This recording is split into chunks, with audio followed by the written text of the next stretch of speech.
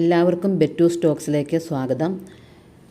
Logos quiz 2026 പഠനഭാഗമായ യോഹന്നാൻ്റെ സുവിശേഷം 5-ാം അധ്യായത്തിൽ നിന്നും ഏതാനും ചില ചോദ്യോത്തരങ്ങൾ മാത്രമാണ് ഇതിനകത്ത് ഉൾക്കൊള്ളിച്ചിട്ടുള്ളത്.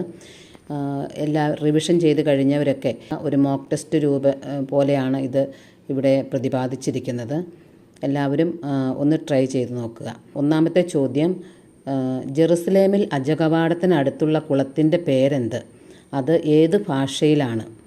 Options: A Bethesda Greek, B Shiloah ഹെബ്രായ, C Tiberius Greek, D Bethesda ഹെബ്രായ.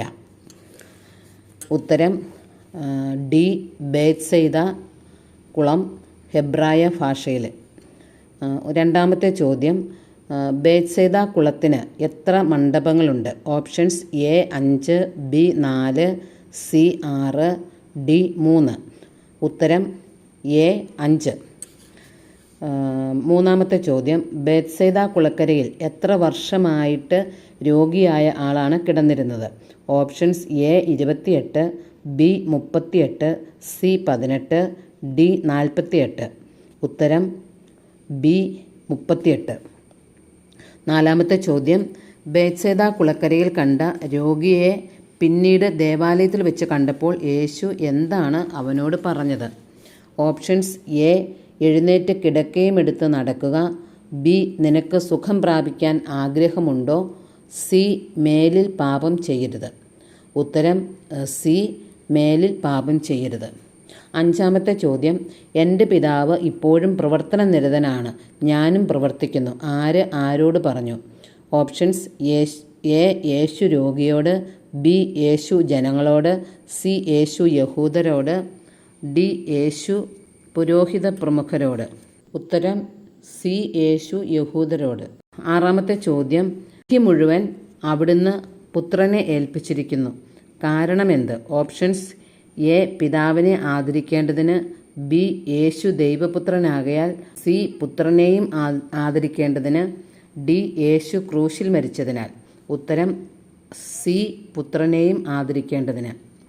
ഏഴാമത്തെ ചോദ്യം, നന്മ ചെയ്തവർ ഡാഷ് ഉയർപ്പിനായും തിന്മ ചെയ്തവർ ഡാഷ് ഉയർപ്പിനായും പുറത്തുവരും? ഓപ്ഷൻസ്: എ ജീവൻ്റെ ഉയർപ്പിനായും, തിന്മ ചെയ്തവർ ശിക്ഷാവിധിയുടെ ഉയർപ്പിനായും പുറത്തുവരും, ബി ശിക്ഷാവിധിയുടെ ജീവൻ്റെ, സി യേശുവിൻ്റെ സാത്താൻ്റെ, ഡി വിധിയുടെ ജീവൻ്റെ. ഉത്തരം എ ജീവൻ്റെ ശിക്ഷാവിധിയുടെ. എട്ടാമത്തെ ചോദ്യം, ആരുടെ സ്വരമാണ് മരിച്ചവർ ശ്രവിക്കുന്നത്? ഓപ്ഷൻസ്: എ മരിച്ചവരുടെ, ബി ദൈവപുത്രൻ്റെ, സി മനുഷ്യപുത്രൻ്റെ, ഡി പിതാവായ ദൈവത്തിൻ്റെ. ഉത്തരം ബി ദൈവപുത്രൻ്റെ. ഒൻപതാമത്തെ ചോദ്യം, തന്നിൽ തന്നെ ജീവനുണ്ടാകുവാൻ ദൈവം വരം നൽകിയത് ആർക്ക്? ഓപ്ഷൻസ്: എ ശിഷ്യന്മാർക്ക്, ബി പിതാവിന്, സി പുത്രന്, ഡി ദൂതന്മാർക്ക്. ഉത്തരം സി പുത്രന്.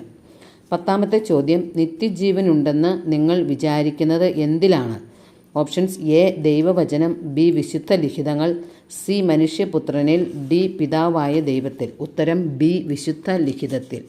11ാമത്തെ ക്വസ്റ്റ്യൻ, പിതാവിൻ്റെ സന്നിധിയിൽ നിങ്ങളെ കുറ്റപ്പെടുത്തുന്നത് ആരാണ്? ഓപ്ഷൻസ്: എ യേശു, ബി ദൈവപുത്രൻ, സി മോശ, ഡി യോഹന്നാൻ. ഉത്തരം സി മോശ.